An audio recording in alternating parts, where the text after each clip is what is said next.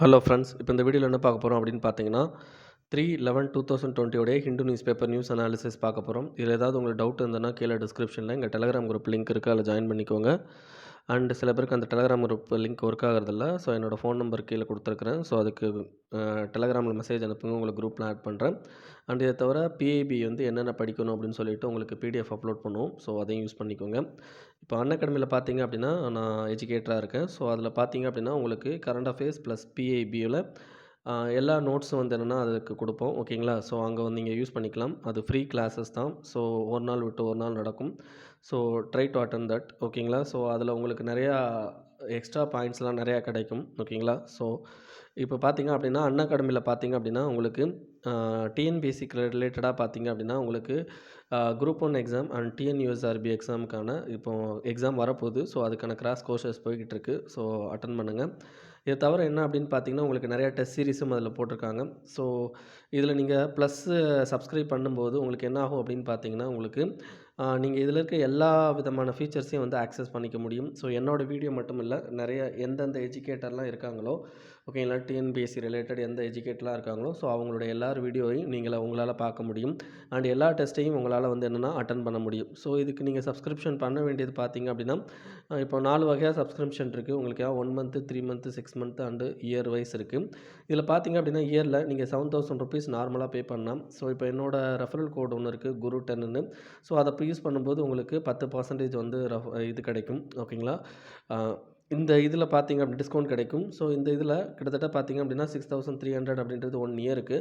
So 1 year அப்படின்ற போது நமக்கு மந்த்லி வந்து 300 ரேஞ்ச் வரும். So daily 11 rupees and 12 rupees கிட்ட தான் வரும். ஓகேங்களா? ஸோ இதில் இஎம்ஐ ஆப்ஷன் இருக்குது. So no cost EMI. So EMI option use பண்ணிக்கலாம். நீங்கள் டைரெக்டாக வந்து என்னோட லிங்க் என்னோட அந்த லைக் இந்த கோடை யூஸ் பண்ணணும்னு ஆசைப்பட்டீங்கன்னா கீழே டிஸ்கிரிப்ஷனில் அதுக்கான லிங்க்கும் கொடுத்துருக்கேன். ஸோ டேரெக்டாக கிளிக் பண்ணி வேணால் யூஸ் பண்ணிக்கோங்க. ஸோ இப்போ நம்ம நிறைய நியூஸ்க்கு போயிடலாம். இப்போ நியூஸில் பார்த்தீங்க அப்படின்னா Supreme Court stays Election Commission order revoking star campaigner status of Kamal Nath. ஓகேங்களா? ஸோ இதில் ஸ்டார் காம்பைனர்னா யார் அப்படின்றத பற்றி தெரிஞ்சுக்கணுங்க. ஓகேங்களா? அதுக்கடுத்து நம்ம இந்த நியூஸை பற்றி படிக்கலாம். இந்த ஸ்டார் காம்பைனரை பற்றி உங்களுக்கு இதில் டீட்டெயிலாக இருக்கும், என்னென்னு பாருங்கள். இப்போ நான் இதை பற்றின சில சின்ன விஷயங்கள் சொல்கிறேன். ஸ்டார் காம்பைனர் அப்படின்றவங்க பார்த்தீங்கன்னா இப்போ ஒரு கட்சி அவங்க என்ன பண்ணுவாங்க அப்படின்னு பார்த்தீங்கன்னா அவங்க கட்சியில் யார் யார் வந்து முக்கியமான ஆளுங்களோ அவங்கள வந்து என்னென்னா ஸ்டார் காம்பைனராக வந்து அனௌன்ஸ் பண்ணுவாங்க. ஸோ ஒரு political party have a power to announce their like particular star campaigner. ஓகேங்களா? ஸோ இந்த ஸ்டார் காம்பைனரை பொறுத்த வரைக்கும் எத்தனை ஸ்டார் காம்பைனர் வச்சுக்கலாம் ஒரு கட்சி அப்படின்னு பார்த்தீங்கன்னா இப்போது அது வந்து ஒரு ரெகக்னைஸ்டு பார்ட்டியாக இருந்துச்சுன்னா, ஓகேங்களா, ஒரு ரெகக்னைஸ்டு அதாவது எலெக்ஷன் கமிஷனால் ரெகக்னைஸ் பண்ணப்பட்ட பார்ட்டியாக இருந்துச்சு அப்படின்னா அப் டு 40 ஸ்டார் காம்பைனர் வரைக்கும் வச்சுக்கலாம். அல்லது எலெக்ஷன் கமிஷனில் ரிஜிஸ்டர் பண்ணியிருக்காங்க பட் ரெகக்னைஸ் பண்ணலை அப்படின்னா அவங்க 20 ஸ்டார் காம்பைனர் வரைக்கும் வச்சுக்கலாம். ஓகேங்களா? ஸோ இந்த ஸ்டார் காம்பைனரில் முக்கியமாக நம்ம தெரிஞ்சுக்க வேண்டியதுன்னா இவங்களுடைய அலவன்சஸ் இதெல்லாம் வந்துன்னா கட்சியோடது. ஓகேங்களா? ஸோ இதில் சில அலவன்சஸை மட்டும் என்னென்னா அந்த வேட்பாளர்களோடு சேர்ப்பாங்க. ஸோ அதை பற்றின டீட்டெயில்டான விஷயம் பார்த்திங்க அப்படின்னா உங்களுக்கு இந்த இதில் போய் படிங்க. சரி, இப்போது இந்த நியூஸில் என்ன சொல்லியிருக்கு அப்படின்னு பார்த்தீங்கன்னா சுப்ரீம் கோர்ட் என்ன சொல்லியிருக்கு அப்படின்னா எலெக்ஷன் கமிஷனுக்கு வந்து ஒரு ஸ்டார் காம்பைனர் இவர் தான் வைக்கணும், இவர் தான் வைக்கக்கூடாது அப்படின்ற சொல்ல அதிகாரம் வந்து அவருக்கு கிடையாது அப்படின்னு சொல்லியிருக்காங்க. இது தவிர என்ன அப்படின்னு பார்த்தீங்கன்னா உங்களுக்கு ரெப்ரசன்டேஷன் ஆஃப் பீப்புள் ஆக்ட் 1951 ஒன்று இருக்குது. ஸோ அதில் இந்த ஸ்டார் காம்பைனர் பற்றி இருக்குது. ஸோ அதுலேயும் பார்த்தீங்க அப்படின்னா எலெக்ஷன் கமிஷனுக்கான பவர் இங்கே கிடையாது. மாடல் கோட் ஆஃப் கான்டக்ட் கொடுக்கலாம். பட் எலெக்ஷன் கமிஷன் வந்து அவரை வந்து என்னென்னா இவரை யூஸ் பண்ணுங்கள் அவரை யூஸ் பண்ணுங்கன்னு சொல்ல முடியாது. ஸோ அதனால் நாங்கள் இந்த மாதிரி இவரை ரிவோக் பண்ணதை இவரை வந்து ரிமூவ் பண்ணதை நாங்கள் ரிவோக் பண்ணுறோம் அப்படின்னு சொல்லியிருக்கிறாங்க. ஓகேங்களா? Next education the nation and the states அப்படின்னு சொல்லியிருக்காரு. ஸோ இது ஒரு முக்கியமான ஆர்டிக்கிள். இந்த ஆர்டிக்கிள் எதை பற்றி பேசியிருக்காங்க அப்படின்னா நேஷ்னல் எஜுகேஷன் பாலிசியை பற்றி பேசியிருக்காங்க. இந்த நேஷ்னல் எஜுகேஷன் பாலிசியில் என்ன பிரச்சனை இருக்குது அப்படின்றத பற்றின ஒரு சில முக்கியமான தகவல்களை இவர் கொடுத்துருக்காரு. இந்த இதை பொறுத்த வரைக்கும் முக்கியமாக இவர் என்ன சொல்ல வரார் அப்படின்னு பார்த்தீங்கன்னா relationship between centre and state in the education sector அப்படின்றது வந்து என்னென்னா இதில் அந்த அளவுக்கு இல்லை, அதாவது இந்த நேஷ்னல் எஜுகேஷன் பாலிசியில் அந்த அளவுக்கு எஃபெக்டிவாக இல்லை அப்படின்றாரு. இதை தவிர என்ன அப்படின்னு பார்த்தீங்கன்னா சென்ட்ரல் கவர்மெண்ட்டுடைய உங்களுக்கு யூனியன்டரி ஃபீச்சர் தான் வந்து அதிகமாக வருது. ஸோ யூனியன் கவர்மெண்ட் வந்து அதிகமாக அதிகமான வந்து என்னென்னா ஒரு ரெகுலேட்டரி ஒர்க் எடுத்துக்கிறாங்க. ஸோ அதிகமான ஒர்க் எடுத்துக்கிறாங்க இதில். ஸோ அதை இப்போ 2வதா சொல்லியிருக்காரு. 3வது என்ன அப்படின்னு பார்த்தீங்கன்னா, இப்போ எஜுகேஷன் அப்படின்றது என்னென்னா லோக்கலைஸ்டு எஜுகேஷனாக இருக்கிறது பெட்டராக இருக்கும். இவங்க என்ன பண்ணுறாங்க அப்படின்னு பார்த்தீங்கன்னா, சென்ட்ரல் கவர்மெண்ட்டு நிறையா வந்து எஜுகேஷ்னல் சிஸ்டத்தில் வந்து உள்ளே இன்க்ளூட் ஆகியிருக்காங்க. லைக் லோ லெவல் எஜுகேஷன்லேருந்து ஹையர் லெவல் எஜுகேஷன் வரைக்கும் இன்க்ளூட் ஆகியிருக்காங்க. ஸோ அப்போ ஒரு பர்டிகுலர் ஸ்டேட்டில் வந்து என்ன பண்ணுவாங்க அப்படின்னு பார்த்தீங்கன்னா, அவங்களுக்குன்னு தனியாக வந்து எஜுகேஷ்னல் சிஸ்டம் இருக்குது. ஸோ அதை ப்ரமோட் பண்ணுறதுக்கான எஜுகேஷ்னல் பாலிசிஸ்லாம் அவங்ககிட்ட இருக்குது. அப்போ அதை அஃபெக்ட் பண்ணுற மாதிரி என்ன ஆகும் அப்படின்னு பார்த்தீங்கன்னா, சில விஷயங்களை சென்ட்ரல் கவர்மெண்ட் பண்ணுறாங்க. Anyway it is in concurrent list. But concurrent லிஸ்ட்டில் இருக்கிறதுனால ஃபுல்லு இதையும் வந்து என்னென்னா சென்ட்ரல் கவர்மெண்ட்டே எடுத்துக்கணுமானா கூடாது. ஏன்னா state government have a power to regulate the educational sector in the state areas. ஓகேங்களா? ஸோ அப்போ பர்டிகுலராக வந்து என்ன பண்ணுறாங்க அப்படின்னா, இவங்க ஓவராலாக நார்மல் ரெகுலேஷனை விட இவங்க என்ன பண்ணுறாங்க அப்படின்னா இன்டீரியர் ரெகுலேஷன் போகிறாங்க. ஸோ அப்படி போகும்போது நமக்கு ஒரு ஃபெடரல் ஸ்ட்ரக்சர் அப்படின்றது நமக்கு என்ன ஆகும் அப்படின்னா பாதிக்கப்படும் அப்படின்னு சொல்கிறாங்க. ஓகேங்களா? Anyway it is in concurrent list 1976 இதை கன்கரண்ட் லிஸ்ட்டுக்கு கொண்டு வந்துட்டாங்க. பட் என்ன ஆகுது அப்படின்னு பார்த்தீங்கன்னா, உங்களுக்கு மிகப்பெரிய லெவலில் அந்த ப்ரொவின்ஷியல் லெவலான ஒரு டைவர்ஜன்ஸ் அப்படின்றத வந்து என்னென்னா மெயின்டைன் பண்ண விடாமல் இவங்க வந்து என்ன பண்ணுறாங்க பண்ணிக்கிட்டு இருக்காங்க. ஈவன் நம்ம ஹிஸ்டாரிக்கலாக வந்து நம்ம வந்து எஜுகேஷன் செக்டார் எடுத்துகிட்டு போனோம் அப்படின்னு பார்த்தீங்கன்னா, ஈவன் அந்த பீரியடில் கொண்டு நமக்கு என்ன இருக்கும் அப்படின்னு பார்த்தீங்கன்னா, எஜுகேஷன் அப்படின்றது ப்ரொவின்ஷியல் ரிலேட்டடாக, அதாவது ஸ்டேட் ரிலேட்டடான ஒரு ஏரியாவை தான் வந்து என்ன மெயின்டைன் ஆகிக்கிட்டு இருக்கும். சென்ட்ரல் கவர்மெண்ட்டுடைய இது வந்து என்ன அந்த அளவுக்கு இருக்காது. பட் இப்போ என்ன ஆகிட்டு இருக்குது அப்படின்னு பார்த்தீங்கன்னா, உங்களுக்கு அவங்களுடைய ஆதிக்கம் வந்து அதிகமாகுத மாதிரி இருக்குது அப்படின்றார். இதை தவிர இவர் என்ன பண்ணுறாரு அப்படின்னு பார்த்தீங்கன்னா, எஜுகேஷன் செக்டரில் there will be a 3 type of system. Education செக்டரில் இப்போ 3 டைப் ஆஃப் சிஸ்டம் இருக்குது. ஒரு ஃபஸ்ட்டு சிஸ்டம் என்ன அப்படின்னு பார்த்தீங்கன்னா சென்ட்ரல் சிஸ்டம் அப்படின்றாரு. இந்த சென்ட்ரல் சிஸ்டம் என்ன பண்ணுது அப்படின்னு பார்த்தீங்கன்னா, ஆல் இண்டியா லெவலில் ரிசர்ச் அண்ட் டெவலப்மெண்ட்டு. ஓகேங்களா? அதை தவிர யூனிவர்சிட்டிஸ் லெவல், ஏன்னா யூனிவர்சிட்டிஸை கிரியேட் பண்ணுறதுக்கான ஃபண்டு இதெல்லாம் வந்து என்னென்னா சென்ட்ரல் கவர்மெண்ட் அதிகமாக இருக்கிறதுனால they are investing more in universities. ஓகேங்களா? ஸோ அந்த மாதிரியான சிஸ்டம் இந்தியாவில் இருக்குது. இதை தவிர என்ன அப்படின்னு பார்த்தீங்கன்னா, செகண்ட் வந்து என்னன்னா ஸ்டேட் சிஸ்டம். இந்த ஸ்டேட் சிஸ்டத்தை பொறுக்கும் ப்ரொவின்ஷியல் லெவலில் இந்த செகண்டரி போர்டு. ஓகேங்களா? செகண்டரி போர்டு அது அஃபிலியேட்டட் ஸ்கூல்ஸு. ஓகேங்களா? இந்த லார்ஜ் நம்பரில் வந்து இவங்க மெயின்டைன் பண்ணிக்கிட்டு இருக்காங்க. இது வந்து ஸ்டேட் சிஸ்டம். இதே இது நம்ம கண்ட்ரியில் இப்போ பெரிய லெவலில் வந்து முன்னேறிக்கிட்டு இருக்குது அப்படின்னு பார்த்தீங்கன்னா ப்ரைவேட் சிஸ்டங்க. ப்ரைவேட் வந்து என்ன பண்ணுறாங்க அப்படின்னு பார்த்தீங்கன்னா, அதிகமான அளவுக்கு வந்து என்னென்னா ஸ்கூல்ஸ் காலேஜஸ் வந்து என்னென்னா ஓப்பன் பண்ணுறாங்க. ஸோ இந்த ப்ரைவேட் இன்வெஸ்ட்மெண்ட் அப்படின்றது இந்த பர்டிகுலர் இதில் வந்து என்னென்னா அதிகமாகவே இருக்குது. ஓகேங்களா? சரி, இப்போ நம்ம கண்ட்ரியில் ஒரு ஆக்ட் இருக்குது, ரைட் டு எஜுகேஷன் ஆக்ட் 2005 ஒன்று இருக்குது.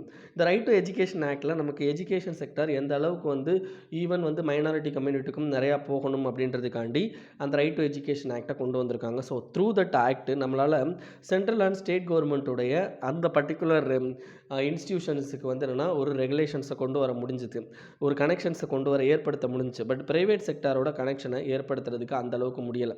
பட் ப்ரைவேட் செக்டாருக்கு there will be a social justice அவங்களுக்கும் வேணும் அப்படின்றத ரைட் டு எஜுகேஷனில் என்ன சொல்லியிருப்பாங்க அப்படின்னா, நீங்களும் என்ன பண்ணுங்க அப்படின்னா ரொம்ப முடியாத நிலைமையில் இருக்கிற மைனாரிட்டி கம்யூனிட்டி பீப்புளுக்கு நீங்கள் என்ன பண்ணணும் அப்படின்னு பார்த்தீங்கன்னா, உங்களுக்கு எஜுகேஷனை வந்து ஃப்ரீயாக கொடுக்கணும் அப்படின்றது ரைட் டு எஜுகேஷன் ஆக்டில் இருக்குது. பட் இருந்தாலும் அதை ஒரிஜினலாக வந்து அந்த அளவுக்கு இம்ப்ளிமெண்ட் பண்ணப்பட்டிருக்கா அப்படின்னா இம்ப்ளிமெண்ட் பண்ணப்படலை அப்படின்றதையும் இவர் சொல்லியிருக்கார். ஓகேங்களா? அப்போ நீங்கள் ஏற்கனவே இருக்கிற அந்த system right to education act அப்படின்ற மாதிரியான சிஸ்டத்தை நீங்கள் கரெக்டாக வந்து இம்ப்ளிமெண்ட் பண்ணும்போது ஆட்டோமேட்டிக்காக என்ன ஆகும் அப்படின்னு பார்த்தீங்கன்னா, நமக்கு பெட்டர் எஃபெக்டிவ்னஸ் கிரியேட் ஆகும். பட் இன்னும் அதுவே வந்து என்னென்னா அந்த அளவுக்கு இம்ப்ளிமெண்ட் பண்ணலை. ஈவன் நிறையா ஸ்டேட்லையாக இருக்கட்டும், சென்ட்ரல் கவர்மெண்ட் ஸ்டேட்டில் வந்து என்னென்னா ப்ரைவேட் செக்டர்ஸ் வந்து இன்னும் அந்த அளவுக்கு வந்து இதை எஃபெக்டிவாக பண்ணலை. அதை பண்ண வைக்கிறதுக்கான ஒரு கரெக்டான ஒரு ரெகுலேட்டரி பேட்டர்னும் நம்ம இன்னும் ரெடிப்படுத்தலை அப்படின்னும் இதில் சொல்கிறாங்க. ஸோ இந்த ரைட் டு எஜுகேஷன் ஆக்ட் அப்படின்றது இந்த 3 சிஸ்டத்தை இணைக்கிற மாதிரி பெரிய லெவலில் இருக்கா அப்படின்னா இப்போதைக்கு இல்லை. ஸோ அப்போது நம்மளுடைய நேஷனல் எஜுகேஷன் பாலிசியில் இதுக்கு முன்னாடி வந்த 1986 பாலிசியாக இருக்கட்டும் எல்லாமே சென்ட்ரலைஸ்டாக தான் போய்கிட்டு இருக்கே தவிர நமக்கு என்னென்னா லோக்கலைஸ்டு பிளாட்ஃபார்மை வந்து பெரிய லெவலில் கிரியேட் பண்ண மாட்டேங்கிறாங்க. ஸோ அதை வந்து பண்ணணும் அப்படின்றாரு. ஸோ ரைட் டு எஜுகேஷன் ஆக்டை வந்து இம்ப்ரூவ் பண்ணணும் அப்படின்றாரு. அதே மாதிரி வந்து என்ன மோனோலித்திக் ரெகுலேட்டரி பேட்டர்ன் வந்து அதிகமாக இருக்கக்கூடாது அப்படின்றதையும் இவர் இந்த ஆர்டிக்கலில் சொல்லியிருக்கார். ஓகேங்களா? Next sero surveys underestimate building of herd immunity. ஓகேங்களா? Antibody prevalence data derived from sero survey must be interpreted caution and corrective factors அப்படின்னு சொல்லியிருக்காங்க. ஜீரோ சர்வே அப்படின்னா என்ன அர்த்தம் அப்படின்னா, ஜீரோ சர்வேங்கிறது இப்போ லேட்டஸ்ட்டாக எடுத்த சர்வே எதுக்காண்டி அப்படின்னு பார்த்தீங்கன்னா, இந்த கோவிட்-19 பேண்டமிக் வந்திருக்கு நமக்கு தெரியும். இந்த கோவிட்-19 வந்த இந்த இதில் வந்து என்னென்னா யாருக்கெல்லாம் கோவிட்-19க்கு அகென்ஸ்டாக ஆன்டிபாடிஸ் வந்து கிரியேட் ஆகிருக்கு. ஆன்டிபாடிஸ் வந்து இந்தியாவில் எந்த அளவுக்கு கிரியேட் ஆயிருக்கு அப்படின்றத தெரிஞ்சுக்கிறதுக்காண்டி வந்த சர்வே தான் சீரோ சர்வே. ஓகேங்களா, இது ஒரு எஃபெக்டிவ் சர்வேன்னு வச்சுக்கலாம். ஏன்னா இது வந்து என்னென்னா ரேண்டம் சாம்பிளிங்கை யூஸ் பண்ணியிருக்காங்க. ஸோ ரேண்டம் சாம்பிளிங்கை யூஸ் பண்ணியிருக்காங்க. ரேண்டம் சாம்பிளிங்னா என்னென்னா ஆஸ் பர் நார்மல் மீனிங்கில் பார்த்தோம் அப்படின்னா ரேண்டம்னா ஒரு ஒவ்வொரு பீப்புளையும் ரேண்டமாக பிக்கப் பண்ணுறது. பட் இந்த ஸ்டாட்டிஸ்டிக் ஃபீல்டில் பார்த்தீங்க அப்படின்னா உங்களுக்கு ரேண்டம் அப்படின்றது ஒரு ரெப்ரசன்டேட்டிவ் பாப்புலேஷன்லேருந்து ரேண்டமாக பீப்புளை என்ன பண்ணுவாங்க, பிக் பண்ணி அந்த பீப்புளுக்கூட ஆன்டிபாடியை செக் பண்ணுவாங்க. அந்த ஆன்டிபாடி எந்த அளவுக்கு இதாக இருக்குது அப்படின்றத வச்சு அவங்க வந்து இந்த சர்வேயை வெளியிட்டிருக்காங்க. இட் இஸ் எ கான்ஃபிடென்ட், அதாவது என்ன கான்ஃபிடென்ட்டோட வெளியிட்டிருக்காங்க. Yes is good only. But என்ன சொல்கிறார் அப்படின்னா இதில் கொஞ்சம் சில காஷன்ஸ் இருக்குது. ஓகேங்களா, நீங்கள் என்ன பண்ணணும் அப்படின்னா சில ஏரியா வந்து நீங்கள் உன்னிப்பாக கவனிக்க வேண்டியிருக்கு. அண்ட் வி நீட் கரெக்ஷன் ஃபேக்டர்ஸும் தேவைப்படுது அப்படின்றார். சரி, என்ன பிரச்சனை அப்படின்றத அவர் சொல்கிறத வரிசையாக பார்க்கலாம். இப்போ என்ன அப்படின்னு பார்த்தீங்கன்னா ஆன்டிபாடி டெஸ்ட்டை பற்றி இவர் ஃபஸ்ட்டு பேசுகிறார். வாட் இஸ் ஆன்டிபாடி டெஸ்ட் அப்படின்னா உங்களுக்கு ஒரு வியாதி வந்திருக்குங்க. அந்த வியாதியை வந்து என்ன சரிப்படுத்துறதுக்கு நம்ம உடம்புல என்ன ஆகும் அப்படின்னா நம்ம வியாதிக்கு பேர் ஆன்டிஜன். ஓகேங்களா, அந்த ஆன்டிஜனுக்கு எதிராக நம்ம உடம்புல என்ன ஆகும் அப்படின்னா ஆன்டிபாடி கிரியேட் ஆகும். இந்த ஆன்டிபாடி எதுக்காண்டி கிரியேட் ஆகும்னா அந்த ஆன்டிஜனை நியூட்ரலைஸ் பண்ணுறதுக்காண்டி கிரியேட் ஆகும். அப்போ அப்படி கிரியேட் ஆன உடனே நம்ம போய்ட்டு அவர்கிட்ட செக் பண்ணணும்னு வைங்களேன். இந்த ஆன்டிபாடி இருந்துச்சு அப்படின்னா நம்ம என்ன ஃபீல் பண்ணலாம் அப்படின்னா இவருக்கு இந்த வியாதி ஏற்கனவே வந்திருக்கு, அதனால் அந்த வியாதி அழிக்கிறதுக்கு இவர் உடம்புல ஆன்டிபாடி வந்திருக்கு அப்படின்றத நம்மளால் கண்டுபிடிக்க முடியும். இதுதாங்க ஆன்டிபாடியோட டெஸ்ட்டுன்னு சொல்லலாம். பட் இந்த கோவிட்-19 அல்லது இதில் என்ன பிரச்சனை இருக்குது அப்படின்னு பார்த்தீங்கன்னா டோட்டலாக 4 வகையான ஆன்டிஜன் இருக்குங்க. 4 வகையான ஆன்டிஜன் இருக்குது. அந்த வகையான ஆன்டிஜன் என்ன அப்படின்னு பார்த்தீங்கன்னா S1, S2, அதுக்கப்புறம் பார்த்தீங்கன்னா RPD, அதுக்கப்புறம் பார்த்தீங்க அப்படின்னா நியூக்ளியோ கேப்சிட் என்னு சொல்லுவாங்க, நியூக்ளியோ கேப்சிட் என். ஸோ இந்த மாதிரி 4 வகையான ஆன்டிஜென்ஸ் இருக்குது. இந்த 4 வகையான ஆன்டிஜனுக்கும் ஏதாவது ஃபுல்லாக ஆன்டிபாடி கிரியேட் பண்ணுறாங்களான்னா இல்லை. அப்போ இவங்க போய் செக் பண்ணும்போது ஏதாவது ஒரு விஷயத்துக்கு ஆன்டிபாடி இருக்கும்போது அந்த ஆன்டிபாடி வந்து ஓகே கோவிட்-19 ஆல்ரெடி வந்திருக்கு, அந்த கோவிட்-19 நியூட்ரலைஸ் பண்ணுறதுக்கு இந்த ஆன்டிபாடி கிரியேட் ஆகிருக்கு அப்படின்னு சொல்லிட்டு தே ஆர் ஃபீலிங், அந்த சர்வே எடுக்கிறதுல ஃபீல் பண்ணுறாங்க. ஸோ அப்போ என்ன ஆகுது அப்படின்னா இந்த 4 இதையும் அட்ரஸ் பண்ணுற மாதிரி அங்கே இருக்காது, ஏதாவது ஒன்று அட்ரஸ் பண்ண மாதிரி தான் ஆன்டிபாடி கிடச்சிருக்கும். அப்போ என்ன பண்ணிடுறாங்க, அதை வச்சு ஃபீல் பண்ணி இவங்க என்ன பண்ணிடுறாங்கன்னா நிறைய பேருக்கு ஆன்டிபாடி கிரியேட் ஆகிருக்கு அப்படின்னு சொல்லி எடுத்துக்கிறாங்க. இது ஃபஸ்ட்டு பிரச்சனை. செகண்ட் என்ன அப்படின்னு பார்த்தீங்கன்னா உங்களுக்கு இந்த ஆன்டிபாடியில் உங்களுக்கு இப்போ இந்த கோவிட்-19 வந்து கிட்டத்தட்ட ஒரு 80% ஆஃப் பீப்புளுக்கு மைல்டு சிம்டமேட்டிக்கில் தான் வந்திருக்கு. மைல்டு சிம்டமேட்டிக் அப்படின்னா என்ன அர்த்தம் அப்படின்னா அவங்களுக்கு அந்த அளவுக்கான அந்த நோயோட தாக்கம் வந்து இல்லை அப்படின்றதே நம்ம சொல்லலாம். அப்போ நோயோட தாக்கம் அதிகமாக இல்லாதவங்களுக்கு அந்த ஆன்டிபாடியோட அளவும் இருந்ததுன்னா அந்த அளவுக்கு அதிகமாக கிரியேட் ஆகாது. அப்போ ஆன்டிபாடியோட அளவு வந்து கிட்டத்தட்ட பார்த்திங்க அப்படின்னா ரொம்ப கம்மியாக தான் இருக்கும். அப்போ இவங்க வந்து இப்போ சர்வே எடுத்த பீரியடு அண்டு நமக்கு சிம்டமேட்டிக் வந்து சிம்டமேட்டிக்கில் வந்து நிறையா பேருக்கு வந்திருக்கு. அப்போ சிம்டமேட்டிக்கில் வந்தவங்கள இவங்க போய் சர்வே எடுத்திருந்தாங்கன்னா இப்போ என்னென்னு காமிச்சிருக்கும் அப்படின்னா அவங்க உடம்புல ஆன்டிபாடி இல்லைன்னு காமிச்சிருக்கும். ஏன்னா ஆன்டிபாடியோட அளவு இவங்க சிம்டமேட்டிக்ன்றதுனால கொஞ்ச நாளைக்கு தான் அந்த ஆன்டிபாடியோட எஃபெக்ட் இருக்குமே தவிர ரொம்ப நாளைக்கு அந்த ஆன்டிபாடியோட எஃபெக்ட் இருக்காது. அதனால் இவங்க எடுக்க போன நேரத்தில் அந்த மாதிரி சிம்டமேட்டிக் இருந்த பீப்புளுக்கான அந்த ஆன்டிபாடி நியூட்ரலைசிங் இதை வந்து கரெக்டாக எடுக்க முடியாது அப்படின்னு சொல்லியிருக்காங்க. தேர்ட் என்ன அப்படின்னு பார்த்தீங்கன்னா என்ன பிரச்சனை சொல்லியிருக்காங்கன்னா இப்போ இவங்க 2 வகையான சீரோ சர்வே எடுத்திருக்காங்க. Sero survey 1, sero survey 2. Sero survey 1 அப்படின்றது ஓப்பனிங் பீரியடில் எடுத்தாங்க. சீரோ சர்வே 2 அப்படின்றது ஒரு 4 மாதம் கழிச்சு அதை எடுத்தாங்க. இப்போ இந்த 2க்கும் இடைப்பட்ட கால அவகாசம் அப்படின்றதான் இப்போ பிரச்சனை. ஏன்னா இப்போ சீரோ சர்வே 1 எடுக்கிற காலத்துக்கு ஒரு வாரத்துக்கு முன்னாடி யாரெல்லாம் பாதிக்கப்பட்டாங்களோ அவங்களுக்கெல்லாம் வந்துன்னா அந்த ஆன்டிபாடியை வச்சு கண்டுபிடிச்சிருவாங்க. பட் என்னன்னா இப்போ ஏற்கனவே வந்து எடுத்த பீப்புள் ஓகேங்களா, ஏற்கனவே எடுத்த பீப்புள் ஆல்ரெடி இதாகிறாங்க. ஸோ இன்னும் 4 மாதம் கழிச்சு எடுக்கும்போது ஏற்கனவே எடுத்த பீப்புளுக்கான ஆன்டிபாடி முடிஞ்சு போயிடுக்கும். ஓகேங்களா, ஸோ அவங்களுக்கான அந்த ஆன்டிபாடி கெப்பாசிட்டி இல்லாமல் போயிடுக்கும். அப்போ என்ன ஆகிடும் அப்படின்னு பார்த்தீங்கன்னா தேர் வில் பி டபுளிங், அதாவது இன்க்ரீசிங் பீப்புள் அந்த மாதிரி ஆகிறதுக்குமான சான்சஸும் இருக்குது அப்படின்னு சொல்கிறாங்க. ஸோ இதுதான் வந்து என்னென்னா இவங்க வந்து இதில் இருக்கிற ப்ராப்ளம் சொல்கிறாங்க. வி நீட் ஸோ அதில் என்ன பண்ணணும் அப்படின்னா வி ஷுட் கரெக்ஷன் ஃபேக்டர். இப்போ இந்த மாதிரி 2 சீரோ சர்வே எடுத்திருக்கீங்க, அந்த 2 சீரோவில் வி நீட் சம் 50% ஒரு கரெக்ஷன் ஃபேக்டர் அங்கே உள்ள தேவை அப்படின்றதையும் இவங்க சொல்கிறாங்க. ஸோ இதில் காஷியஸ் என்ன சொல்கிறாங்க அப்படின்னு பார்த்தீங்கன்னா என்ன காஷியஸாக இருக்கணும் அப்படின்னு சொல்கிறாங்கன்னா நீங்கள் இப்படி பண்ணி எடுத்துட்டீங்க. ஸோ இது என்ன ஆகுது அப்படின்னு பார்த்தீங்கன்னா அண்டர் எஸ்டிமேட் பண்ணுற மாதிரி ஆகுது. ஓகேங்களா, இந்த கொரோனா வைரஸுடைய தாக்கத்தை நீங்கள் அண்டர் எஸ்டிமேட் பண்ணுற மாதிரி ஆகிடும். அப்போ அதில் நீங்கள் கவனமாக இருக்கணும் அப்படின்றாங்க ஃபஸ்ட்டு. ரெண்டாவது நீங்கள் அண்டர் எஸ்டிமேட் பண்ணிட்டீங்க அப்படின்னா அது வந்து சீரியஸ் கான்சிக்வன்சஸ் ஏற்படுத்தும் இந்த எபிடமிக் பீரியடில். ஏன்னா நீங்கள் ரொம்ப கம்மியான பேருக்கு ஆன்டிபாடியில் ரொம்ப அதிகமான பேருக்கு ஆன்டிபாடி கிரியேட் ஆகிருக்கு. அதனால் வந்து என்னென்னா நம்ம அந்த அளவுக்கு கொரோனாவோட செகண்ட் வேவ், தேர்ட் வேவ்லாம் பற்றி கவலைப்பட தேவையில்லை அப்படின்ற மாதிரி நம்ம ஃபீல் பண்ணோம் அப்படின்னா, இப்போ என்ன ஆகிடும் அப்படின்னு பார்த்தீங்கன்னா, second wave, third wave corona வைரஸில் போகும்போது ஆட்டோமேட்டிக்காக மிகப்பெரிய லெவலில் நமக்கு பாதிப்பை ஏற்படுத்துறதுக்கு வாய்ப்பு இருக்குது அப்படின்னு சொல்கிறாங்க. தேர்டு வந்து என்ன அப்படின்னு பார்த்தீங்கன்னா, கரெக்டாக வந்து என்னென்னா நம்மளுடைய அந்த கொரோனா வைரஸோட அந்த கர்வ் இருக்குது பார்த்தீங்களா, கர்வு இப்போ கொரோனா வைரஸ் இன்க்ரீஸ் ஆகிட்டு இருந்துச்சு, இப்போ திடீர்னு வந்து டிக்ரீஸ் ஆகிட்டு இருக்கு. சரி, இந்த கர்வை வந்து நம்மளால் ஃப்ளாட் பண்ண முடியுமானா ஃப்ளாட் பண்ணுறது ரொம்ப கஷ்டம். ஏன்னா நம்மக்கிட்ட இருக்கிற சர்வே அந்த அளவுக்கு வந்து பெட்டர் எஃபெக்டிவாக இல்லாததுனால கண்டிப்பாக இந்த கொரோனா வைரஸ்க்கான அந்த இதை வந்து கர்வை வந்து ஃப்ளாட்டனிங் பண்ண முடியாது. ஸோ அது என்ன பண்ணணும் அப்படின்னு பார்த்தீங்கன்னா, we have to check very cautiously அப்படின்னு சொல்கிறாங்க. இதுக்கடுத்து முக்கியமானது என்ன அப்படின்னு பார்த்தீங்கன்னா, பீக் வர்றதுக்கு முன்னாடி, அதாவது கொரோனா வைரஸ் இப்போ நமக்கு தெரியும், இப்போ கொரோனா வைரஸ் முதல்ல ஓப்பனிங் பீரியடில் 5 பேர் 10 பேர் 100 பேர் வந்துக்கிட்டு இருந்த பீரியடில் நம்ம வீட்டுக்குள்ளே இருந்தோம். இப்போ 2000 பேர் 3000 பேர் 10,000 பேர்னு வந்துக்கிட்டு இருக்கு. இப்போ எல்லோரும் வெளியே சுற்றிக்கிட்டு இருக்கோம். அப்போ கொரோனா வைரஸ் பீக்கில் இருக்கிற இப்போ நம்ம என்ன பண்ணிக்கிட்டு இருக்கோம் அப்படின்னு பார்த்தீங்கன்னா, எல்லோரும் வெளியே சுற்றிக்கிட்டு இருக்கோம். அண்ட் ஆஸ் வெல் அஸ் பார்த்தீங்க அப்படின்னா, இது வந்து என்னென்னா அப்படின்னா ஃபெஸ்டிவல் சீசன். அப்போ இந்த ஃபெஸ்டிவல் சீசனில் நம்ம இப்போ ஜாலியாக ஊர் சுற்றும் போது ஆட்டோமேட்டிக்காக என்ன ஆகும் அப்படின்னு பார்த்தீங்கன்னா, செகண்ட் வேவ், தேர்ட் வேவ் அல்லது அகெயின் வந்து கொரோனா வைரஸோட இம்பாக்ட் வந்து பெரிய லெவலில் கிரியேட் ஆகிறதுக்கு வாய்ப்பு இருக்குது. So we should be in a conscious way அப்படின்னு சொல்லி இந்த ஆர்டிக்கலில் சொல்லியிருக்காங்க. ஓகேங்களா? ஸோ புரிஞ்சிருக்குன்னு நினைக்கிறேன். Next article, reinforcing RBI's accountability. அதாவது இதில் எதை பற்றி பேசுகிறாங்க அப்படின்னு பார்த்தீங்கன்னா, நம்மளுடைய இன்ஃப்ளேஷனை பற்றி பேசுகிறாங்க. சரி, இன்ஃப்ளேஷன் அப்படின்னாலே நமக்கு ஞாபகம் வர வேண்டியது ஃபஸ்ட்டு வந்து என்ன, இன்ஃப்ளேஷன் டார்கெட்டிங் அப்படின்னு சொல்லுவாங்க. இந்த இன்ஃப்ளேஷன் டார்கெட்டிங் அப்படின்னா என்ன அர்த்தம் அப்படின்னா, நம்ம கண்ட்ரியில் இன்ஃப்ளேஷன் இவ்வளோ தான் இருக்கணும் அப்படின்னு சொல்லி டார்கெட் பண்ணுறது. நம்ம இப்போ ஒரிஜினலாக ஆர்பிஐயும், ஓகேங்களா, நம்மளுடைய ஆர்பிஐயும் ப்ளஸ் நம்ம கவர்மெண்ட்டும் சேர்ந்து என்ன பண்ணியிருக்காங்க பார்த்தீங்கன்னா, இன்ஃப்ளேஷனை டார்கெட் பண்ணியிருக்காங்க. எவ்வளோன்னா +or-4, விச் மீன்ஸ் சார் இதில் என்ன அப்படின்னு பார்த்தீங்கன்னா, எவ்வளோ அப்படின்னு பார்த்தீங்கன்னா, இதில் இப்படி எழுதக்கூடாது. 4 +or-2, ஓகேங்களா, இதுதான் கரெக்டு. 4 +or-2ங்க. அப்படின்னா என்ன அர்த்தம் அப்படின்னா, 2க்கு போகலாம், அப்புறம் அப் டு 6 வரைக்கும் வரலாம். ஸோ இதுதான் வந்து என்னென்னா நம்மளுடைய இன்ஃப்ளேஷன் டார்கெட்டிங். 2லேருந்து 6 வரைக்கும் இருந்துச்சுன்னா நம்ம கண்ட்ரியில் இன்ஃப்ளேஷன் நார்மல் கண்டிஷன் சொல்லலாம். ஸோ இந்த நார்மல் கண்டிஷன் பீரியடில் ப்ரொடக்ஷன் லெவல் ஹை லெவலில் இருக்கும். அதே லெவலத்தில் பார்த்தீங்க அப்படின்னா நம்மளுடைய எம்ப்ளாய்மெண்ட் லெவலும் ஓரளவுக்கு பெட்டராக இருக்கும். இதுக்கு மேலே போயிடுச்சு அப்படின்னு வைங்களேன், இன்ஃப்ளேஷன் இப்போ 6க்கு மேலே போயிடுச்சு அப்படின்னா நம்ம கண்ட்ரி மோசமான ஸ்டேஜ் அடைய போகுது, எக்கனாமிக் ரிசெஷன் வரப்போகுது அப்படின்றத நம்ம தெரிஞ்சுக்கலாம். ஓகேங்களா? ஸோ இப்போ பார்த்தீங்க அப்படின்னா, இப்போ கரண்ட் பீரியடில் இன்ஃப்ளேஷனுடைய இது பார்த்தீங்க அப்படின்னா அரௌண்ட் 6.7, 6.9, 6.6 இந்த மாதிரி வந்து என்னன்னா 6க்கு மேலே போய்கிட்டே இருக்கு. அப்போ இன்ஃப்ளேஷன் டார்கெட்டிங்கில் வி ஆர் லேகிங். ஸோ இதுக்கு முக்கியமான காரணம் என்ன சொல்கிறாங்க அப்படின்னு பார்த்தீங்கன்னா, டேட்டா. ஃபஸ்ட்டு வந்து என்னென்னா நம்மக்கிட்ட இருக்கிற டேட்டா. ஸோ இன்ஃப்ளேஷனுக்கான டேட்டாவை நம்ம எங்கேருந்து எடுக்கிறோம் அப்படின்னு பார்த்தீங்கன்னா, கன்சியூமர் ப்ரைஸ் இண்டெக்ஸ்லேருந்து எடுக்கிறோம். இந்த கன்சியூமர் ப்ரைஸ் இண்டெக்ஸ்லையும் பார்த்தீங்க அப்படின்னா 40%, அரௌண்ட் 40% வந்து ஃபுட் ஆர்டிக்கல்.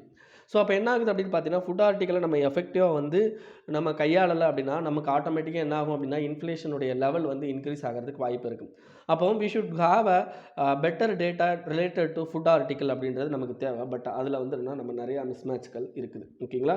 ஸோ அப்போ ஆர்பிஐயோட மானிட்டரி பாலிசி கமிட்டியும் என்ன பண்ண மறந்துருச்சு அப்படின்னா, இந்த மாதிரி வந்து ஃபுட் இன்ஃப்ளேஷன் செக் பண்ணுறதுக்கு மறந்துட்டாங்க அப்படின்றது. So we should reinforce the RBI's accountability related to inflation targeting அப்படின்றதான் இந்த ஆர்டிக்கலில் சொல்லியிருக்கிறாங்க. ஓகேங்களா? The nutrition fallout of school closures. அதாவது என்னென்னா நம்ம கண்ட்ரியை பொறுத்த வரைக்கும் நம்ம கண்ட்ரியில் வேர்ல்டு லெவல்லே இப்போ கோவிட் வந்ததுக்கு அப்புறமா நிறையா குழந்தைங்க என்ன பண்ணிட்டாங்க அப்படின்னா ஸ்கூலில் இருந்து ட்ராப் அவுட் பண்ணிட்டாங்க. ஓகேங்களா? ஸோ ட்ராப் அவுட் பண்ணும்போது ஆட்டோமேட்டிக்காக ஸ்கூலில் அவங்களுக்கு மதிய உணவு கிடச்சிக்கிட்டுச்சு. ஓகேங்களா? நம்ம கண்ட்ரியை பொறுத்த வரைக்கும் இந்த மிட் டே மீல் ஸ்கீம் அப்படின்னு சொல்லுவாங்க, மதிய உணவு திட்டம். ஸோ இந்த மிட் டே மீல் ஸ்கீம் பார்த்திங்க அப்படின்னா நம்ம கண்ட்ரியில் எஃபெக்டிவாக குழந்தைகளுடைய நியூட்ரிஷனல் லெவலை வந்து மெயின்டைன் பண்ணுறதுக்கும், ஹங்கரை கம்மி பண்ணுறதுக்கும், மால் நியூட்ரிஷன் லெவலை ரெடியூஸ் பண்ணுறதுக்கும் மிகப்பெரிய லெவலில் ஹெல்ப் பண்ணுச்சு. பட் என்னென்னா இப்போ இந்த கோவிட்-19 பீரியடில் எல்லா ஸ்கூலும் க்ளோஸ் ஆனதுனால நம்மளுடைய நிறைய இண்டெக்ஸஸ் வந்து ரொம்ப மோசமாகிடுச்சு. இதில் ஃபஸ்ட்டு இண்டெக்ஸ் எதை சொல்கிறாங்க அப்படின்னு பார்த்தீங்கன்னா, the state of food security and nutrition in the world 2020. The state of food security and nutrition in the world 2020. இது யார் வெளியிடுறாங்கன்னா, food and agriculture organisation, FAO, united நேஷனோட ஆர்கனைசேஷன் அவங்க வெளியிடுறாங்க. ஸோ இதில் முக்கியமாக என்ன சொல்லியிருக்காங்க அப்படின்னு பார்த்தீங்கன்னா, கிட்டத்தட்ட 369 மில்லியன் சில்ட்ரன் வந்து என்ன குளோபலி வந்து என்ன அவங்க ஸ்கூலுக்கு போகாமல் அவங்களுடைய நியூட்ரிஷனல் இதை வந்து இழந்துட்டாங்க அப்படின்னு சொல்கிறாங்க. இதுலேயும் அதிகமான கான்ட்ரிபியூஷன் யாருன்னு பார்த்தீங்கன்னா இந்தியா. ஏன்னா வேர்ல்டு லெவல்லையே அதிகமாக இந்த மிட் டே மீல் ஸ்கீமை யூஸ் பண்ணுறது எந்த கண்ட்ரி அப்படின்னு பார்த்தீங்கன்னா இந்தியா. ஓகேங்களா? ஸோ இது தவிர என்ன அப்படின்னு பார்த்தீங்கன்னா உங்களுக்கு குளோபல் ஹங்கர் இண்டெக்ஸ் இப்போ வெளியிட்டாங்க. இது குளோபல் ஹங்கர் இண்டெக்ஸ் வந்து என்ன அப்படின்னு பார்த்தீங்கன்னா, நமக்கு வந்து வெல்த் ஹங்கர் லைஃப் அப்படின்னு சொல்லிட்டு ஒரு குரூப் இருக்காங்க. அவங்க அந்த என்ஜிஓ. ஸோ அவங்க தான் அந்த ரிப்போர்ட் வெளியிடுறாங்க. ஸோ அந்த ரிப்போர்ட்லேயும் பார்த்தீங்கன்னா, நம்ம கண்ட்ரியோட நம்பர் 94 அவுட் ஆஃப் 107. ஓகேங்களா, 107ல் நம்ம 94th கண்ட்ரி. பாகிஸ்தான், பங்களாதேஷை விட நம்ம மோசமான நிலைமையில இருக்கிறோம். ஸோ இதுக்கெல்லாம் முக்கியமான காரணம் என்ன அப்படின்னு பார்த்தீங்கன்னா, நம்ம இருக்கிற இப்போ அர்ஜென்ட் ப்ராப்ளம் என்ன அப்படின்னு பார்த்தீங்கன்னா, இந்த மிட் டே மீல் ஸ்கீமை எஃபெக்டிவாக இது பண்ணாமல் இருக்கிறது. சரி, இப்போ மிட் டே மீல் ஸ்கீம் வந்து ஸ்டாப் பண்ணிட்டாங்களான்னா இல்லை. Central government already given a regulation to continue that mid day meal scheme. But என்ன அது, இந்த தமிழ்நாடு மாதிரி வெல் எஃபெக்டிவாக இருக்கிற மிட் டே மீல் ஸ்கீம் எஃபெக்டிவாக இருக்கிற ஸ்டேட்டால் கூட அதை 100% வந்து கரெக்டாக பண்ண முடியலை. இப்போ ஃபுட் கார்ப்பரேஷன் ஆஃப் இந்தியா வந்து என்ன பண்ணுறாங்க அப்படின்னா, ஃபுட் கிரைன் வந்து கொடுக்குறாங்க. பட் ஃபுட் கிரைன் வந்து போன வருஷம் எடுத்ததை விட இந்த வருஷம் ரொம்ப கம்மியாக தான் வந்து ஃபுட் கிரைன்னு ஸ்டேட் கவர்மெண்ட் வந்து என்ன ப்ரொக்யூர் பண்ணியிருக்காங்க. ஆஸ் வெல் அஸ் பார்த்தீங்க அப்படின்னா, மிட் டே மீல் ஸ்கீமுக்கு அந்த தேவையான உணவை குக் பண்ணியோ அல்லது ரா ரைஸாவோ கொடுக்கறது அப்படின்றது வந்து என்னென்னா கரெக்டாக எஃபெக்டிவ் சப்ளை செயின் அப்படின்றதும் இவங்க கிட்ட இல்லை. ஸோ இதனால் என்ன ஆயிடுச்சு அப்படின்னு பார்த்தீங்கன்னா, மிகப்பெரிய லெவலில் நமக்கு இந்த மிட் டே மீல் ஸ்கீம் அப்படின்றது எஃபெக்டிவாக வந்து அஃபெக்ட் ஆகிடுச்சு அப்படின்னு சொல்லி சொல்கிறாங்க. இது தவிர என்ன அப்படின்னு பார்த்தீங்கன்னா, இன்னொரு முக்கியமான விஷயம் என்னன்னா, இந்த ட்ராப் அவுட்டில் ஆன குழந்தைகள் எல்லாருமே லேபர் இதில் வந்து ஜாயிண்ட் ஆக ஆரம்பிச்சிட்டாங்க. ஏன்னா அவங்களுக்கு இந்த லாக்டவுன் பீரியடில் எந்த விதமான ஃபுட்டு எதுவும் கிடைக்கல. ஸோ அப்போ என்ன பண்ணாங்க அப்படின்னு பார்த்தீங்கன்னா, அவங்க வந்து என்னென்னா இந்த மாதிரி ஸ்கூலை விட்டுட்டு காலேஜ் வேலைக்கு இந்த மாதிரி போயிட்டாங்க. ஸோ அப்போ என்ன ஆகுது அப்படின்னு பார்த்தீங்கன்னா, ஆட்டோமேட்டிக்காக அவங்க இன்னமும் அதிக லெவலில் பாதிக்கப்படுறாங்க அப்படின்னு சொல்கிறாங்க. ஓகேங்களா, சரி, இதில் சஜஷன் என்ன கொடுக்குறாரு அப்படின்னு பார்த்தீங்கன்னா, லிவ்லிஹுட் மாடல் அப்படின்னு சொல்லிட்டு ஒரு மாடல் சொல்கிறாங்க. லிவ்லிஹுட் மாடல் அப்படின்னா என்ன அர்த்தம் அப்படின்னா, லோக்கல் ஸ்மால் ஹோல்டர் ஃபார்மர்ஸ் கிட்ட என்ன பண்ணணும் அப்படின்னு ஃபார்மரை லிங்க் பண்ண சொல்கிறாங்க. மிட் டே மீல் சிஸ்டத்தோட அந்த ஃபார்மரை நீங்கள் லிங்க் பண்ணுங்கள். லிங்க் பண்ணிவிட்டு என்ன பண்ணுங்கள் அப்படின்னா, அந்த ஃபார்மர்ஸ்லேருந்து கிடைக்கிற சீரல்ஸு, வெஜிடபிள்ஸு, எக்ஸ் இதெல்லாம் என்ன பண்ணுங்கள் அப்படின்னா, நீங்கள் எஃபெக்டிவாக குழந்தைகளுக்கு ட்ரான்ஸ்ஃபர் பண்ணுங்கள் அப்படின்னு சொல்கிறாங்க. ஸோ இதன் மூலம் ஆத்ம நிர்பார் போஷானை வந்து நம்மளால் கொடுக்க முடியும் அப்படின்றாங்க. செகண்ட் என்ன சஜஷன் சொல்கிறார் அப்படின்னு பார்த்தீங்கன்னா, school nutrition kitchen, school nutrition garden அப்படின்றத கிரியேட் பண்ணுங்கள். இதன் மூலமாக மிட் டே மீல்ஸை வந்து என்ன பண்ணுங்க அப்படின்னா, இது பண்ணி ஹாட்டாக ப்ரொவைட் பண்ணி எலிஜிபிள் சில்ட்ரனுக்கு வந்து கொடுங்க, கொண்டு போய் டிஸ்ட்ரிபியூட் பண்ணுங்க அப்படின்றாங்க. தேர்ட் என்ன சொல்கிறாங்க அப்படின்னா, மேக் அவேர்னஸ். ஓகேங்களா, இந்த மாதிரியான ஸ்கீம்ஸ் வந்து இந்த மாதிரியான புவர் பீப்புளுக்கு இருக்குது அப்படின்றத வந்து என்னென்னா அவேர்னஸ் கொடுங்க அப்படின்னும் இந்த ஆர்டிக்கலில் சொல்லியிருக்கிறாங்க. ஓகேங்களா, மிட் டே மீல் ஸ்கீம். ஓகேங்களா, next high court panel question setting up of special courts to try MPs. அதாவது நம்ம கண்ட்ரியை பொறுத்த வரைக்கும் இந்த எம்பி எம்எல்ஏ மேலே தான் அதிகமான கிரிமினல் கேசஸ்லாம் இருக்கும். ஏன்னா அவங்க தான் வந்து என்னென்னா நாட்டுக்கு வந்து நிறையா நல்லது பண்ணுற நேரத்தில் நிறையா பண்ணிக்கிட்டு இருப்பாங்க. ஓகேங்களா, ஸோ அவங்க மேலே நிறையா கிரிமினல் கேசஸ் இருக்குது நம்ம கண்ட்ரியில். ஓகேங்களா, இந்த கிரிமினல் கேசஸை வந்து என்னென்னா இப்போ நார்மலாக எல்லா கோர்ட்டும் என்ன பண்ணுறாங்க அப்படின்னா கிரிமினல் கேசஸை வந்து விசாரிக்கிறாங்க. இதில் பெண்டிங் கேசஸ் வந்து அதிகமாக போயிடுது. அதனால் வந்து இந்த மாதிரி வந்து ஏன்னா இவங்களாம் லெஜிஸ்லேட்டருங்கன்றவங்க என்ன பண்ண போகிறாங்க அப்படின்னா, நமக்கு தேவையான அதாவது நம்மளை ஒழுங்குபடுத்தக்கூடிய சட்டங்களை வரையறுக்கக்கூடிய அதிகாரம் யாருக்கு இருக்குது அப்படின்னா இந்த மாதிரி லெஜிஸ்லேட்டர்ஸ்க்கு இருக்குது. அப்போது அவங்களே ஒழுக்கம் இல்லாமல் இருக்கும்போது அவங்க நம்மளை ஒழுங்காக இருக்க சொல்கிறதுக்கு என்ன பண்ணுறாங்க அப்படின்னா ஒரு ஆக்டை கிரியேட் பண்ணுறாங்க. அப்போ அவங்கள ஒழுங்குபடுத்துறதுக்காண்டி தான் என்ன பண்ணுறாங்க அப்படின்னு பார்த்தீங்கன்னா கோர்ட்டு இவங்க ஏதாவது தப்பு பண்ணாங்க அப்படின்னா அவங்களுக்குன்னு தனியான கோர்ட்டை ரெடி பண்ணணும் அப்படின்றது. இதில் என்ன சொல்கிறாங்க அப்படின்னா, இனிமேலும் கோர்ட்டை ரெடி பண்ணுறது அஃபென்ஸ் சென்ட்ரிக்காக ரெடி பண்ணுங்கள், not offender centric. Offender centric அப்படின்னா தப்பு பண்ண அதாவது இப்போ ஜெயலலிதா அவங்க தப்பு பண்ணாங்க அப்படின்றதுக்காண்டியோ இல்லாட்டி வேறு யாரோ தலைவர் தப்பு பண்ணிட்டார் அப்படின்றது தலைவருக்காண்டி தனியாக வந்தோ இல்லாட்டி ஒரு அரசியல்வாதிக்காண்டி தனியாக வந்த கோர்ட்டை ரெடி பண்ணாதீங்க. ஒரு அஃபென்ஸ் இதாக வச்சுக்கோங்க. இப்போ சில்ட்ரனுக்கு அகெயின்ஸ்டாக எந்தெந்த எம்எல்ஏ எம்பிலாம் தப்பு பண்ணுறாங்களோ அவங்களாம் ஒரே கோர்ட்டில் போட்டு தூக்கி போடுங்க. ஸோ அதை எல்லாத்தையும் விசாரிக்கட்டும், வேறு எந்த கோர்ட்லையும் அதை விசாரிக்கக்கூடாது. ஸோ அந்த மாதிரி சொல்லியிருக்கிறாங்க. ஓகேங்களா, கிட்டத்தட்ட பார்த்தீங்க அப்படின்னா நம்மளுடைய லெஜிஸ்லேட்டர் இப்போ இருக்கிற லெஜிஸ்லேட்டர் மேலே 4400 கிரிமினல் கேசஸ் வந்து பெண்டிங்கில் இருக்கான். ஓகேங்களா, next 32% of candidates have a criminal cases. அதாவது இப்போ பீகாரில் வந்து நமக்கு எலெக்ஷன் போய்கிட்டு இருக்குது. இந்த எலெக்ஷன் போய்கிட்டு இருக்கிறதுல கிட்டத்தட்ட பார்த்திங்க அப்படின்னா 80%க்கு மேலே இருக்கிற அந்த எலெக்ஷனில் நிற்கிறாங்க பார்த்தீங்களா, அந்த எலெக்ஷனில் நிற்கிற 80% ஆஃப் மேலே இருக்கிற பீப்புள் மேலே ஏதோ ஒரு கேசஸ் இருக்குது. அதுலேயும் 32%க்கு மேலே வந்து என்ன இருக்குது அப்படின்னா கிரிமினல் கேசஸ் இருக்குது. ஓகேங்களா, ஸோ இந்த கிரிமினல் கேசஸை வந்து என்னென்னா கம்மி பண்ணுறதுக்காண்டி, அதாவது இந்த மாதிரி கிரிமினல் பீப்புள் வந்து பாலிடிக்ஸுக்குள்ளே போகிறத கம்மி பண்ணுறதுக்காண்டி ஆல்ரெடி சுப்ரீம் கோர்ட் வந்து என்ன பண்ணியிருக்காங்க அப்படின்னா நிறையா ரெகுலேஷன்ஸ் விட்டுருக்காங்க. அதில் லேட்டஸ்ட்டாக வந்த ரெகுலேஷன் என்ன அப்படின்னு பார்த்தீங்கன்னா, இனிமேல் மேலும் பொலிட்டிக்கல் பார்ட்டி யாராவது கிரிமினல் கேசஸ் இருக்கிற பீப்புளை செலக்ட் பண்ணிங்க அப்படின்னா அவரை செலெக்ஷன் வந்து மியர் வின்னபிலிட்டியாக மட்டும் இருக்கக்கூடாது. அவரை வந்து என்னென்னா எதுக்கு செலக்ட் பண்ணுறோம் அப்படின்ற ரீசன் கொடுக்கணும். ஏன் வந்து இந்த கிரிமினல் கேஸ் இருக்கிறவரை செலக்ட் பண்ணுறோம் அப்படின்றத கொடுக்கணும். அதே மாதிரி ஏன் வந்து இவரை எடுக்கலை அப்படின்றதுக்குமான விஷயத்தையும், அதாவது கிரிமினல் கேஸ் இல்லாதவரை ஏன் எடுக்கலை அப்படின்றதுக்கான ரீசனையும் ஃபேஸ்புக்கு அந்த மாதிரி லோக்கல் நியூஸ் பேப்பரில் கொடுக்கணும் அப்படின்னாங்க. அப்படி கொடுத்தீங்க அப்படின்னா அப்படி கொடுக்கணும் அப்படின்னாங்க. பட் இப்போ வந்து அந்த பீகார் எலெக்ஷனில் செலக்ட் பண்ண இப்போ இவ்வளோ கேண்டிடேட் கிட்டத்தட்ட 80% ஆஃப் கேண்டிடேட் மேலே கேசஸ் இருக்குது. ஓகேங்களா? அதுலேயும் 32% ஆஃப் கேண்டிடேட்ஸ் மேலே கிரிமினல் கேசஸே இருக்குது. அப்போ அவங்களெல்லாம் செலக்ட் பண்ணி வச்சுருக்காங்க. அப்போ சுப்ரீம் கோர்ட் கொடுக்குற அந்த பர்டிகுலர் ரெகுலேஷன் அந்த அளவுக்கு எஃபெக்டிவாக இல்லை அப்படின்றதையும் இதில் நீங்கள் இது தெரிஞ்சுக்க வேண்டியிருக்கு. கிட்டத்தட்ட பார்த்தீங்க அப்படின்னா உங்களுக்கு இந்த இதை பொறுத்த வரைக்கும் 3722 கேண்டிடேட் வந்து 3733 கேண்டிடேட் இருக்காங்க. அந்த கேண்டிடேட்டில் 3722 கேண்டிடேட்டை வந்து இவங்க எடுத்திருக்காங்க. அது எடுத்ததில் ஒரு 11 கேண்டிடேட் காணாமல் போயிட்டாங்க. ஓகேங்களா? அவங்க காணாமல் போனதில் 10 இதில் காணாமல் போன அந்த 11 பேரை என்ன பண்ணாமல் விட்டாங்கன்னா, இவங்க வந்து சர்வே எடுக்கலை. மற்ற பேரை சர்வே எடுத்திருக்காங்க. அதில் 32% வந்து என்ன கிரிமினல் கேஸ் உள்ளவங்க. பாருங்கள், இவ்வளோ பேரும் கிரிமினலாக தான் இருக்காங்க. Next, manufacturing grows fastest since 2007. So இதில் என்ன சொல்லியிருக்காங்க அப்படின்னு பார்த்தீங்கன்னா, நம்ம கண்ட்ரியில் இப்போ ஒரு ரிப்போர்ட் வெளியிட்டிருக்காங்க. அது என்னென்னா பர்ச்சேசிங் மேனேஜர் இண்டெக்ஸ். அதாவது நம்ம நிறையா ரிப்போர்ட் பார்த்துக்கிட்டு வரோம். இதுக்கு முன்னாடி கோர் இண்டஸ்ட்ரியோட ரிப்போர்ட்டு, அதுக்கப்புறம் என்ன அப்படின்னு பார்த்தீங்கன்னா இண்டெக்ஸ் ஆஃப் இண்டஸ்ட்ரியல் ரிப்போர்ட்டு, அதுக்கடுத்து இண்டெக்ஸ் ஆஃப் இண்டஸ்ட்ரியல் ப்ரொடக்ஷன் அந்த ரிப்போர்ட்டு, அதுக்கடுத்து என்ன அப்படின்னு பார்த்தீங்கன்னா இப்போ பிஎம்ஐ பர்ச்சேசிங் மேனேஜர் இண்டெக்ஸ். இந்த பர்ச்சேசிங் மேனேஜர் இண்டெக்ஸ் அப்படின்றது இப்போ ஓரளவுக்கு ஃபாஸ்ட்டாக இன்க்ரீஸ் ஆகிருக்கு அப்படின்னு சொல்கிறாங்க. ஸோ இந்த பர்ச்சேசிங் மேனேஜர் இண்டெக்ஸ்னால் எப்படி கண்டுபிடிப்பேன்? இது மாதத்துக்கு ஒரு தடவை வெளியிடுவாங்க. இதில் என்ன பண்ணுவாங்க அப்படின்னா ஃப்யூச்சர் ஆர்டர் என்னெல்லாம் வந்திருக்கோ அந்த ஆர்டரை பொறுத்து இந்த கம்பெனியோட ப்ரொடக்ஷன் இருக்கும் அப்படின்றதுக்கு அடுத்து ஃப்யூச்சர் ஆர்டர் எந்த மாதிரி இருக்குது அப்படின்றத பொறுத்து இந்த ரிப்போர்ட் வெளியிடுவாங்க. ஓகேங்களா? ஸோ இவ்வளோ தான். ஸோ இதில் மேனுஃபேக்சரிங் செக்டாரில் விஆர் என்ன ஃபாஸ்டஸ்ட் க்ரோவிங் ஸ்டேட்டில் வந்து இருக்கும் அப்படின்றது இதில் சொல்லியிருக்காங்க. இன்றைக்கி நியூஸ் அவ்வளோதான் ஃப்ரெண்ட்ஸ். இது உங்கள் ஃப்ரெண்ட்ஸோட ஷேர் பண்ணிக்கோங்க. அண்ட் மறக்காமல் இந்த சேனலுக்கு சப்ஸ்கிரைப் பண்ணிக்கோங்க. Thank you friends.